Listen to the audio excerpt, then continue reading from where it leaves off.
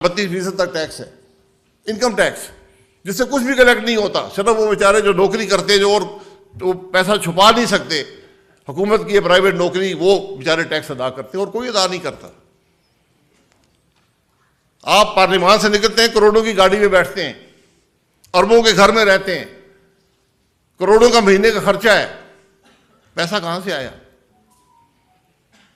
ये करप्शन तो वहीं आपको मिल जाएगी ना। और सिर्फ ये बात मैं पार्लियामान तक महदूद नहीं करता, आप और लोगों को सड़क पे खड़े हो जाए, गाड़ियां कहां से आई हैं? क्या ये लोग टैक्स अदा करते? और वाहिद मुल्क है दुनिया का जिसने कैटेगरी बनाई, नॉन फाइलर।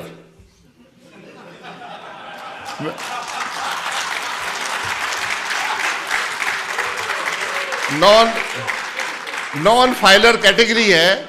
वो आदमी कहता है यार मैं आपका कानून नहीं मानता हूं, मैं बिल्कुल आपके कानून पे कोई यकीन ही नहीं रखता हूं, नहीं दूंगा